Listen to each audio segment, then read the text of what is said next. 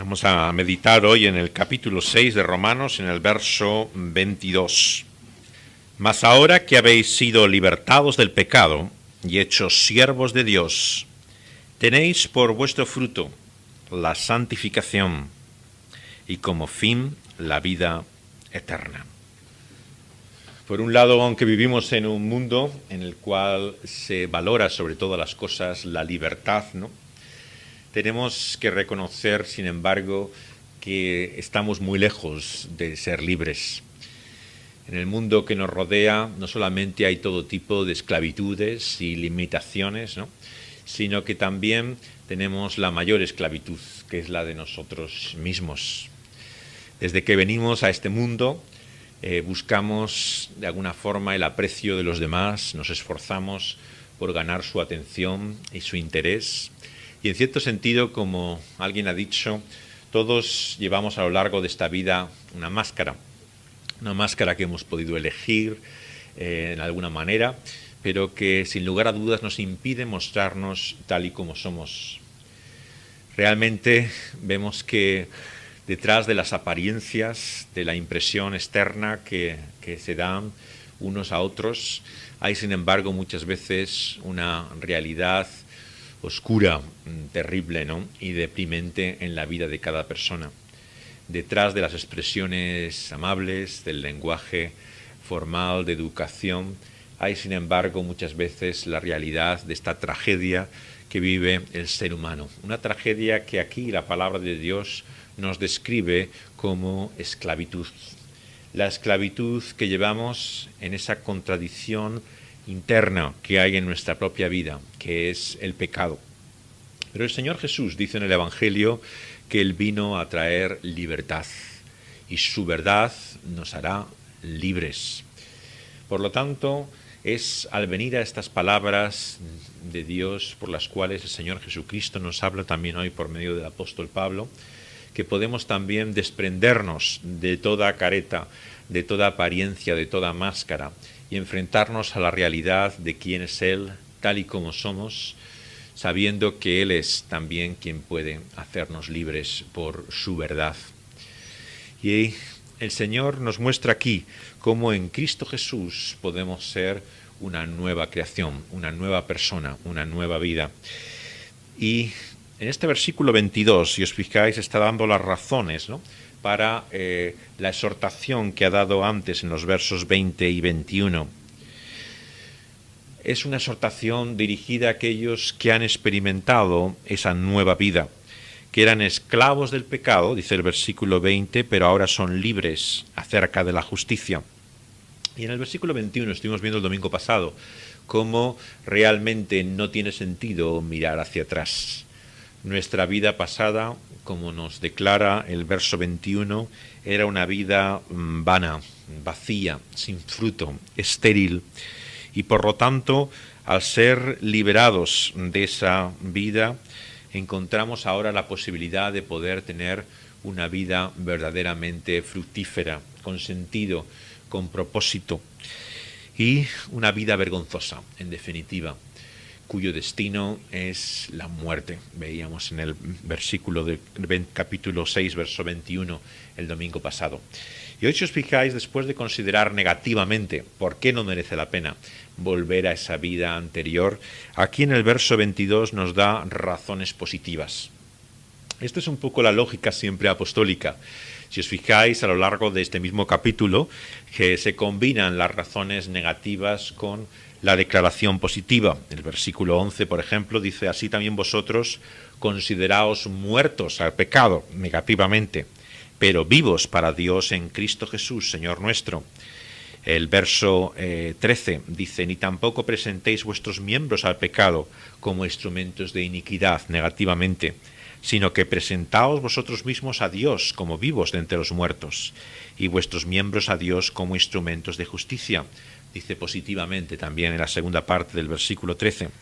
Y en el 17 y 18 encontramos lo mismo.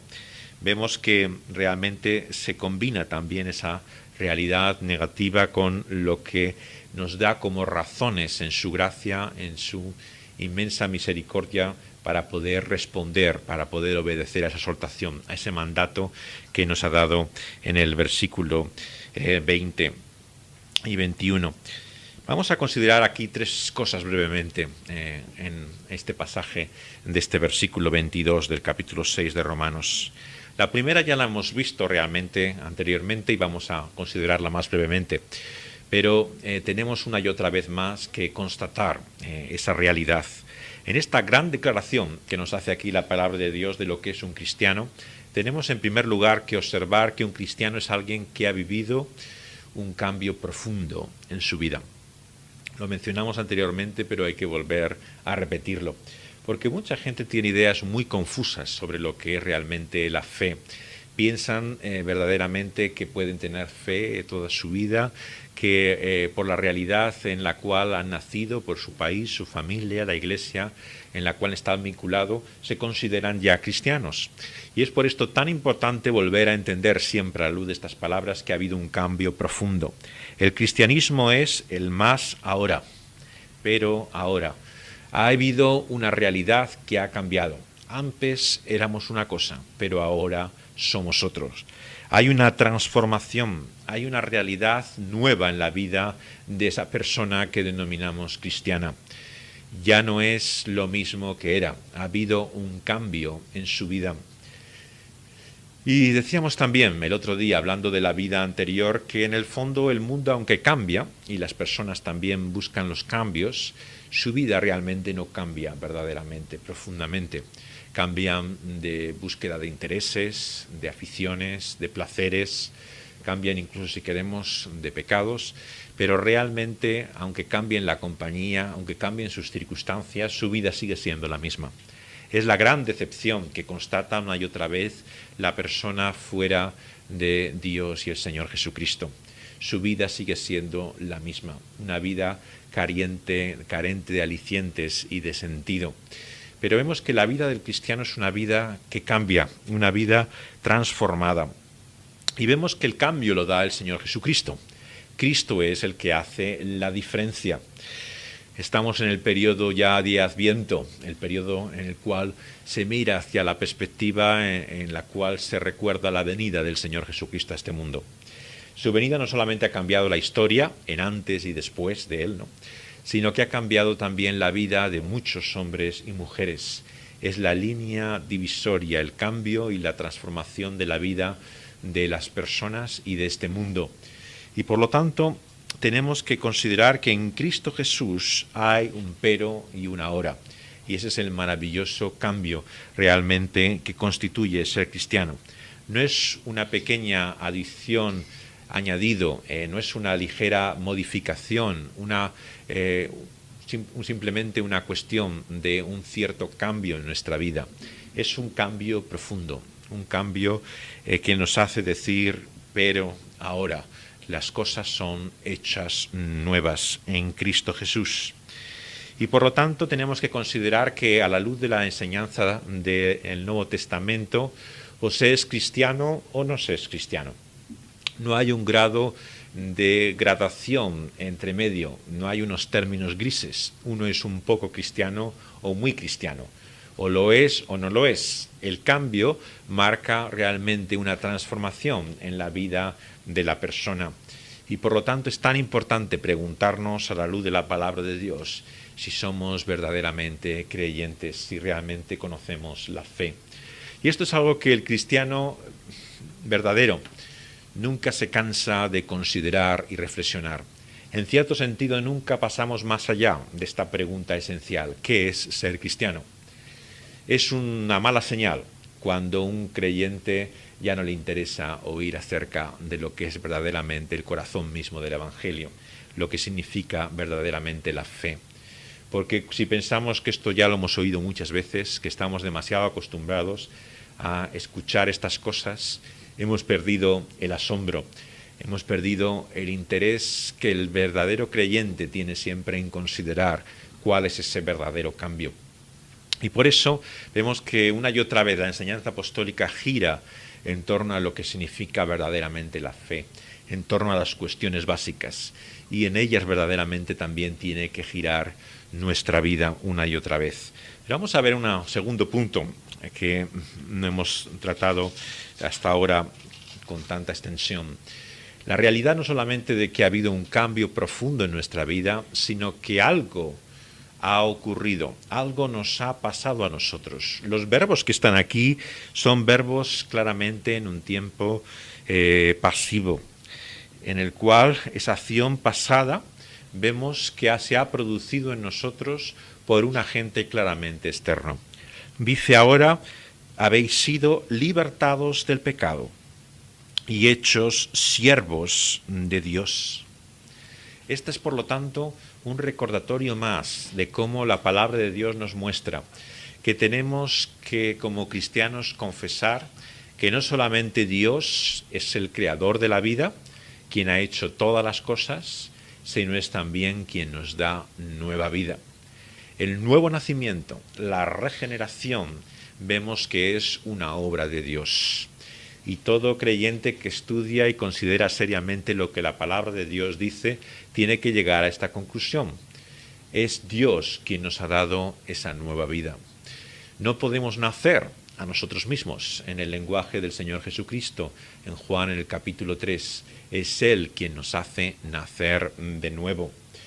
Y vamos a considerar, por lo tanto, brevemente lo que significan estas expresiones, por lo tanto, que nos muestran cómo ha habido ese cambio en nosotros. Hemos sido libertados del pecado. Decíamos antes que el Señor Jesús dice estas famosas palabras: la verdad nos hace libres.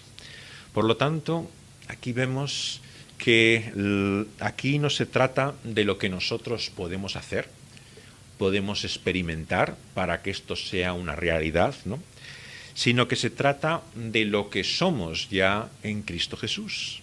Y esto es tan importante al llegar ya a las conclusiones de este capítulo 6. El comprender que lo que llamamos la santidad, la santificación, la nueva vida que tenemos en Dios y en Cristo Jesús, de la cual estamos meditando, se trata de lo que somos ahora en Cristo Jesús. No es algo que obtenemos por medio de una enseñanza especial, de un secreto espiritual que descubrimos, ni realmente algo que nosotros podemos obtener de alguna forma por nuestro esfuerzo y nuestra disciplina, sino que se trata realmente de ser quienes somos, una nueva criatura en Cristo Jesús. Fijaos aquí nuevamente cómo se nos recuerda que en Cristo Jesús hemos sido libertados del pecado. Hemos sido hechos libres del reino, del dominio, de la tiranía, de la realidad, si queremos, en la que vivíamos bajo ese Señor, bajo ese tirano que es el pecado. Es cierto que no somos perfectos y el Nuevo Testamento claramente nos enseña, toda la palabra de Dios, la Escritura, que el cristiano no puede alcanzar la perfección en este mundo, en esta vida, hasta que el Señor no acabe o consume su obra. Es cierto que hay todavía una lucha en nosotros, en nuestro interior, que el pecado mora en mí, como dice el apóstol Pablo, pero sin embargo está esta gran declaración: somos hechos, hemos sido libertados del pecado. Por lo tanto, hay aquí una realidad que nunca podemos perder de vista. La realidad aquí que nos recuerda que el pecado es, si queremos expresarlo, un problema, un estorbo, una molestia para el creyente, pero no tiene ya la última palabra para nosotros. Este es el mensaje que una y otra vez el Nuevo Testamento tiene para el verdadero cristiano. Si estás en Cristo, puedes tener la seguridad de salvación ahora como por toda una eternidad de que estás libre del pecado. Es cierto que la experiencia es diferente y ahora nos vemos una y otra vez acosados por él, sufrimos una y otra vez y nos vemos, muchas veces nos parece, dominados por él. Pero tenemos que entender a la luz de la palabra de Dios cuál es verdaderamente nuestro estado, nuestra posición en Cristo Jesús, y hemos sido libertados del pecado. Él ya no es nuestro dueño. Por lo tanto, tenemos la posibilidad que no teníamos antes. Dice el apóstol Pedro que podemos resistir al diablo y él huirá de nosotros. Aquel que no ha sido libertado del pecado, aquel que no es una nueva criatura en Cristo Jesús, no puede resistir al diablo. Está bajo su engaño. Finalmente cae bajo su seducción y no huye de él. Pero el cristiano tiene esa inmensa, maravillosa nueva realidad. Puede enfrentarse a la realidad del mal de otra manera como lo ha hecho hasta ahora. Y fijaos cómo está relacionado ese ser libertados del pecado con ser hechos siervos de Dios. Nuevamente otra acción pasiva. Dios nos ha hecho sus esclavos, si queremos decirlo, literalmente. Este es el verbo como está expresado en este tiempo pasivo. Hemos sido ahora puestos bajo su dominio, bajo su autoridad.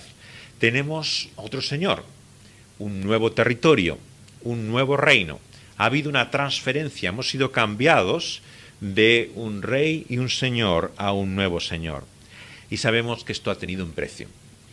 Hemos sido comprados, adquiridos, con el coste y el precio de la sangre misma del Señor Jesucristo. Él, por lo tanto, vemos que ahora nos tiene como posesión suya. Primera de Corintios 6 aplica esto realmente a nuestra realidad misma física. Muchos espiritualizan estas cosas, pensando que realmente se producen simplemente en una esfera superior de nuestra vida, como si no tuviera que ver realmente con la realidad de lo que vivimos. Pero Primera de Corintios 6 nos dice, versículo 15, ¿no sabéis que nuestros cuerpos son miembros de Cristo? ¿Los haremos miembros de una ramera? De ningún modo. Huid de la fornicación, del versículo 18 dice, cualquier otro pecado que el hombre cometa está fuera del cuerpo, mas el que fornica contra su propio cuerpo peca. ¿O ignoráis, dice el verso 19, que vuestro cuerpo es templo del Espíritu Santo, el cual está en vosotros, el cual tenéis de Dios, y que no sois vuestros, porque habéis sido comprados por precio? Glorificad pues a Dios en vuestro cuerpo y en vuestro espíritu, los cuales son de Dios. Fijaos realmente aquí cómo expresa el Señor nuestra relación ahora con Él. Somos posesión suya. Tratar este tema a lo largo de la Escritura nos llevaría realmente a hacer un estudio que recorriera toda la Biblia. Es uno de los grandes temas de la Escritura. Es el secreto de la llamada santidad o santificación, el ser posesión del Señor, el ser dominio y propiedad suya. Es realmente como nos expresa una y otra vez la palabra de Dios, que es el estado del cristiano cuando llega a esa libertad del pecado en Cristo Jesús. Si ya no somos siervos del pecado, somos siervos del Señor. Es lo que nuestro texto nos recuerda una y otra vez. Es cierto que siervos voluntarios nos hemos entregado a esa forma de doctrina, ha habido un cambio en nuestra voluntad, deseamos servirles, pero no obstante también somos siervos. Y vemos que, si os fijáis, hay una relación aquí en nuestro servicio, los versos 18 y 19. Somos siervos, dice, en primer lugar, de la justicia, dice el verso 18. Hemos venido a servir la voluntad perfecta de Dios que expresa su justicia. Verso 19.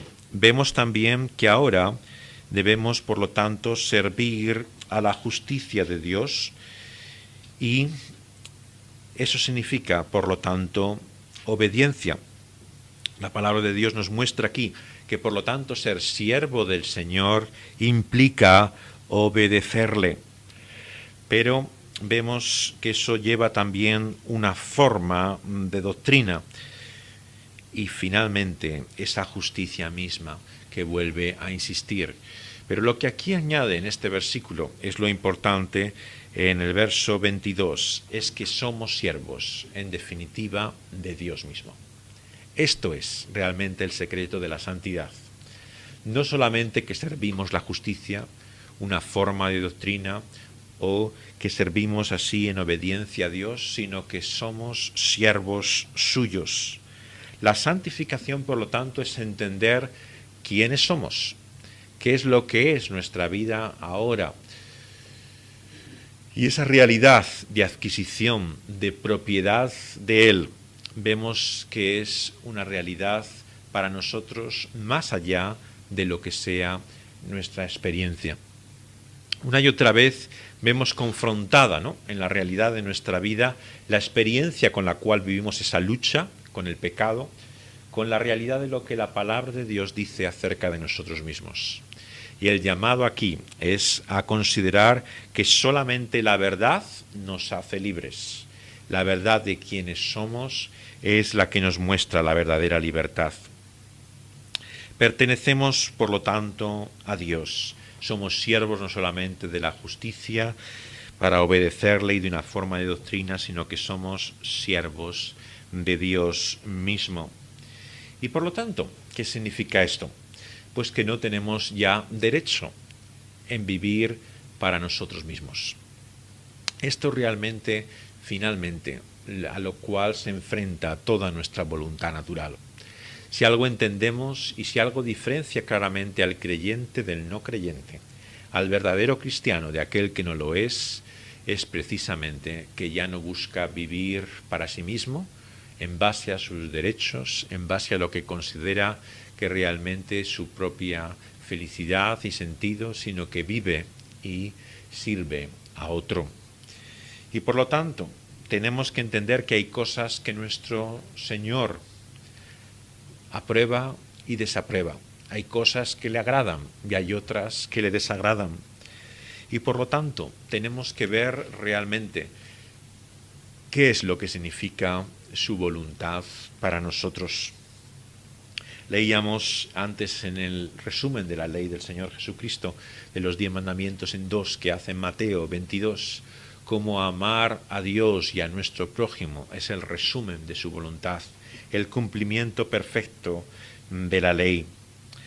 Así que en esta mañana quiero fundamentalmente desafiaros a no pensar tanto en nosotros mismos, en lo que es nuestra relación con Él, la conciencia misma que tenemos de nuestras faltas y defectos. Dejar de mirarnos al ombligo, de considerar una y otra vez lo que nosotros nos parece que somos y nuestros problemas, para mirar al Señor. Pasar de nuestro estado de ánimo, de nuestras tentaciones, de nuestras batallas y buscar realmente nuestra nueva vida fuera de nosotros. Porque este es el desafío finalmente de Romanos 6. El desafío de Romanos 6 es salir de uno mismo para ver la vida que tenemos en Cristo Jesús. Y esto es en lo que hemos visto que se equivocan tantos cristianos cuando hablan de la santidad. Lo convierten en un ejercicio de introspección, en un modelo de método de perfeccionamiento para la vida personal, y vemos que buscan experiencias y llegar realmente a una esfera diferente de la que tenemos en la vida que hemos recibido al principio en Cristo Jesús. Pero la santidad que nos muestra aquí en Romanos 6 es muy diferente. Es descubrir lo que somos ya en Él, en Cristo Jesús. Y por lo tanto debemos de dejar de hablar tanto de nosotros mismos y empezar a hablar más de Él. Tenemos que pensar en lo que Él quiere que nosotros hagamos porque Él nos ha comprado. Él tiene derechos sobre nosotros. Somos propiedad suya. Por lo tanto, ¿qué es la santidad en definitiva? La santidad es ser como el Señor Jesucristo. Sabemos que Él nos muestra lo que significa no se haga mi voluntad, sino la tuya, y lo llevó hasta sus últimas consecuencias. Esto es, por lo tanto, la santidad, el que igual que el Hijo de Dios se humilló siendo Hijo de Dios, se entregó absolutamente para cumplir la voluntad del Padre, siendo obediente, dice Filipenses, hasta la muerte. Así también nosotros tenemos que buscar que no se haga nuestra voluntad, sino la suya. Por lo tanto, ya no somos nuestros. No tenemos, en primer lugar, que ser dominados en nuestra mente por la realidad de la debilidad de nuestra carne. Es cierto que estamos llenos de miserias y de vergüenzas, que las tentaciones son muchas y fuertes, pero piensa en lo que tú eres. Ese es el comienzo, es realmente el centro y el corazón en lo cual reside realmente la base de lo que es la santidad. Piensa en lo que tú eres. Y nos damos cuenta que a la luz de la palabra de Dios somos siervos. Este es finalmente el gran título que el Señor pone a cada uno de sus hijos. Hemos sido comprados con un precio y por lo tanto dejemos ya de preocuparnos en cómo sentimos nuestro pulso espiritual y pensemos en qué es lo que le agrada a Dios. Ciertamente que siervos inútiles somos, dice el apóstol Pablo, que son muchas nuestras miserias y vergüenzas, que está la realidad del pecado en nosotros y la lucha y la tentación nos acosa. Pero hay una realidad aún más importante y esa es la verdad que nos hace libres, lo que somos en Cristo Jesús. Y por lo tanto aquí nos llama el apóstol a redescubrir la realidad de que hemos sido libres de esa tiranía del pecado y estamos ahora bajo el servicio del Señor como siervos suyos.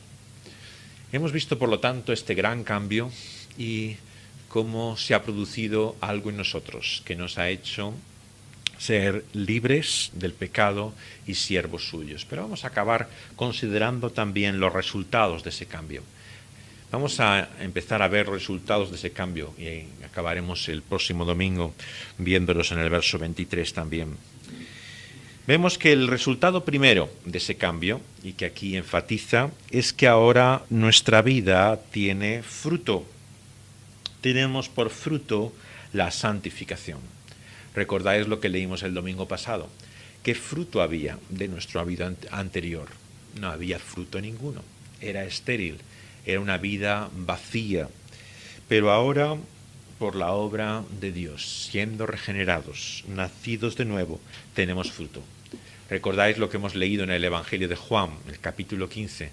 Si eres la viña, nosotros también tenemos fruto. Poco fruto, mucho fruto o muy abundante fruto, pero tenemos que tener fruto si realmente estamos unidos a la vid, al Señor Jesucristo. Y por lo tanto, tenemos que darnos cuenta que el Señor Jesús enfatiza una y otra vez, fijaos el Sermón del Monte, cuántas veces lo dice, ¿no? Que cada árbol produce un fruto conforme a su naturaleza. El buen árbol tiene que producir fruto, igual que el mal árbol se caracteriza por su esterilidad, por su falta de fruto. Es la naturaleza del árbol la que determina, por lo tanto, el fruto.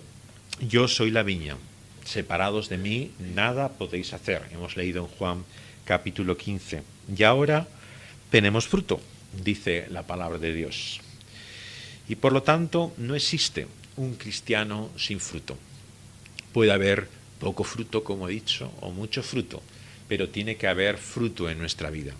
¿Y cuál es el fruto que tenemos que tener en nuestra vida para mostrar realmente que somos cristianos? Esa es la gran pregunta también que nos tenemos que hacer finalmente a la luz de la palabra de Dios.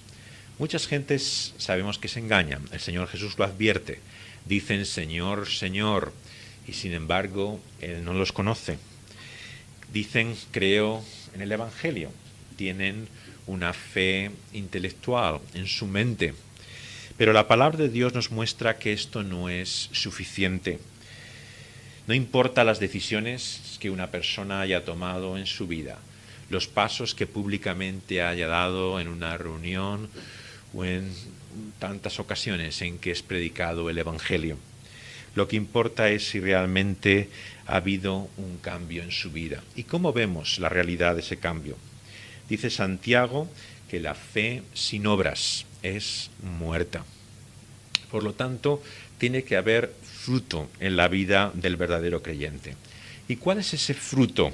Dice aquí que es por vuestro fruto tenéis la santificación. Este es el fruto. No la vida eterna, fijaos bien, eso es el fin. Hay una distinción en nuestro texto. Tenemos por fruto la santificación y como fin la vida eterna. Muchos lo que han hecho realmente es cambiar el orden. En una creencia, digamos, en una fe fácil, prometen las promesas del Evangelio de vida eterna independientemente de los frutos. Dicen, aquí está el Evangelio, da un paso de fe, levanta la mano, pasa adelante, rellena una tarjeta, haz una oración. Y de los frutos, bueno, eso ya lo veremos cuando llegue su tiempo. Ahora tienes vida eterna. Pero no podemos cambiar el orden de las cosas. El fruto de la fe vemos que se muestra en santificación y su fin es la vida eterna. Así que, ¿qué significa, por lo tanto, ese fruto de santificación? Vemos que significa renunciar a aquello que la palabra de Dios va a considerar, y lo veremos más adelante, como las obras de la carne. Renunciar a las obras de la carne es buscar, por lo tanto, dedicar nuestra vida a Dios, serle verdaderamente obedientes. El término santidad, santificación, se utilizaba en el Antiguo Testamento tanto para objetos como para personas. Había vasos sagrados, por ejemplo, en el templo, santos, dedicados para el uso que se hacía en el templo de él. Vemos que en la Escritura encontramos que había incluso montes que se llaman santos porque Dios de alguna forma los utiliza para manifestarse. Algo santo en el Antiguo Testamento es algo separado para Él, dedicado a Él. Por lo tanto, la santidad, si os fijáis bien, no es un sentimiento, no es una experiencia siquiera. La santidad es ser entregado a Dios y a su servicio. Eso es la santidad. Y por lo tanto la palabra de Dios nos llama a confesar valientemente que somos obra suya, creados en Cristo Jesús para buenas obras, dice el Nuevo Testamento, preparadas de antemano, ¿no?, para aquellos que han de caminar en ellas por el propósito de Dios. En Gálatas capítulo 5 vemos el contraste también con esas obras de la carne. En Gálatas 5 vemos el fruto del Espíritu. Lo encontramos de nuevo en Efesios también, capítulo 4. Esto es lo que distingue realmente ese fruto que encontramos aquí. O sea, negativamente es una renuncia a las obras de la carne, pero positivamente es el fruto del Espíritu, esta nueva vida. Vamos a leer las de Gálatas 5, 22 y 23. Gálatas 5, 22 y 23 dice así: el fruto del Espíritu es amor en primer lugar. Si toda la ley del Señor se muestra y su obediencia en amor, es el fruto en primer lugar del Espíritu Santo. Amor. Quien no ama a Dios y a su prójimo realmente no tiene el Espíritu de Dios en él. Después va el gozo, la paz, la paciencia, la benignidad, la bondad, la fe, la mansedumbre, la templanza. Contra tales cosas no hay ley, porque los que son de Cristo han crucificado la carne con sus pecados y pasiones y deseos. Los encontramos en el verso 19. Manifiestas son las obras de la carne: adulterio, fornicación, inmundicia, lascivia, idolatría, hechicerías, enemistades, pleitos, celos, iras, contiendas, disensiones, herejías, envidias, homicidios, borracheras, orgías y cosas semejantes a esta, acerca de las cuales os amonesto, como ya os lo he dicho antes, que los que practican tales cosas no heredarán el reino de Dios. Por lo tanto, debemos crucificar la carne con sus pasiones y deseos, renunciar a esas obras y vivir también ahora por el Espíritu, andando también por el Espíritu. Por lo tanto, se trata de una obra que se vive en la vida diaria, cotidiana. No es una experiencia de un momento, sino una realidad que progresivamente tiene que mostrarse en nuestra vida. Vemos que ciertamente la palabra de Dios nos exhorta una y otra vez a depender del Señor, a permanecer en Él. Pero fijaos que no es esta la conclusión que saca aquí Romanos 6.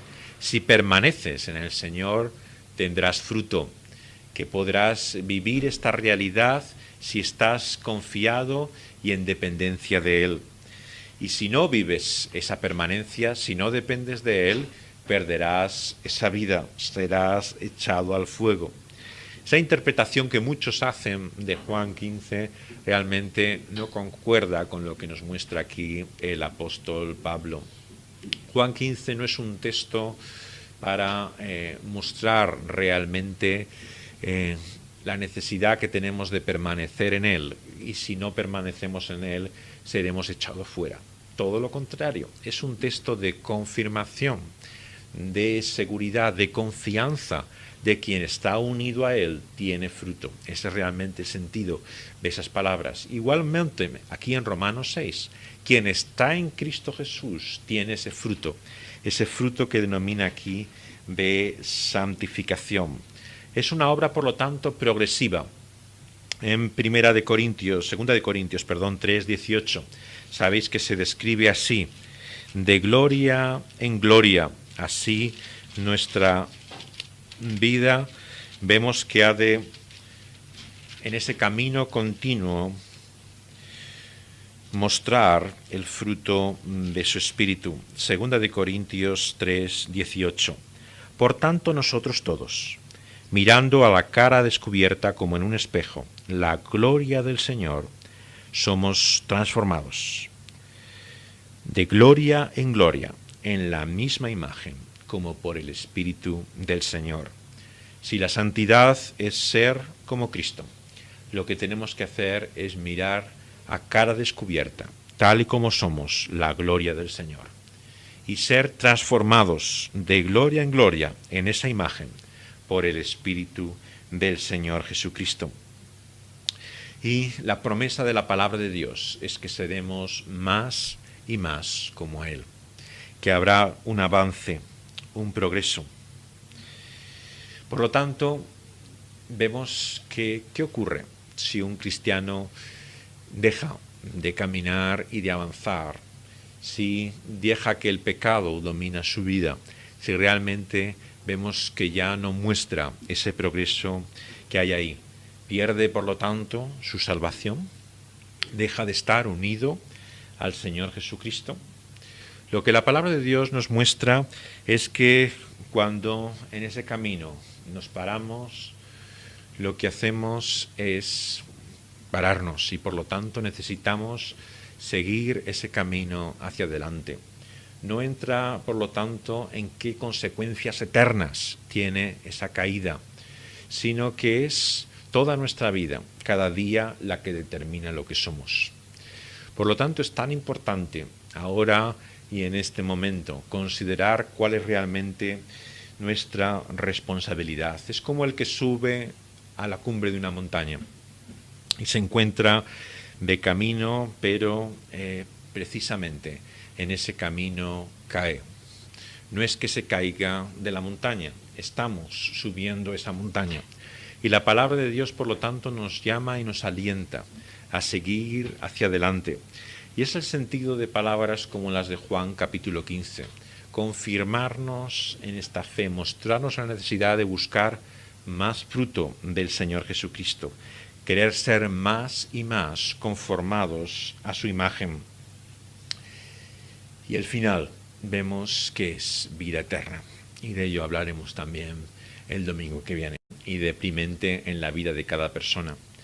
Detrás de las expresiones amables, del lenguaje formal, de educación, hay sin embargo muchas veces la realidad de esta tragedia que vive el ser humano. Una tragedia que aquí la palabra de Dios nos describe como esclavitud. la esclavitud que llevamos en esa contradicción interna que hay en nuestra propia vida, que es el pecado. Pero el Señor Jesús dice en el Evangelio que Él vino a traer libertad y su verdad nos hará libres. Por lo tanto, es al venir a estas palabras de Dios por las cuales el Señor Jesucristo nos habla también hoy por medio del apóstol Pablo, son libres acerca de la justicia. Y en el versículo 21 estuvimos viendo el domingo pasado cómo realmente no tiene sentido mirar hacia atrás. Nuestra vida pasada, como nos declara el verso 21, era una vida vana, vacía, sin fruto, estéril.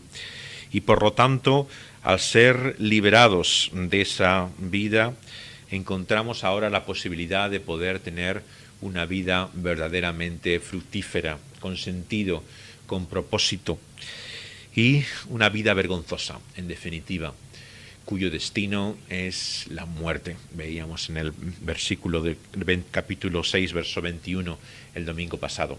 Y hoy, si os fijáis después, sino que también tenemos la mayor esclavitud, que es la de nosotros mismos.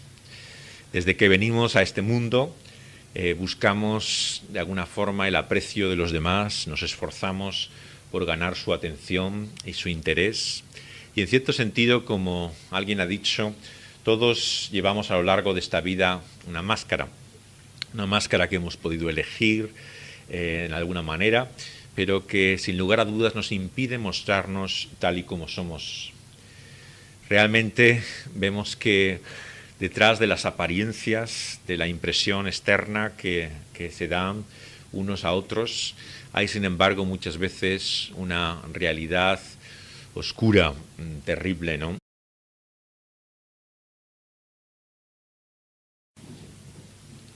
Vamos a meditar hoy en el capítulo 6 de Romanos, en el verso 22.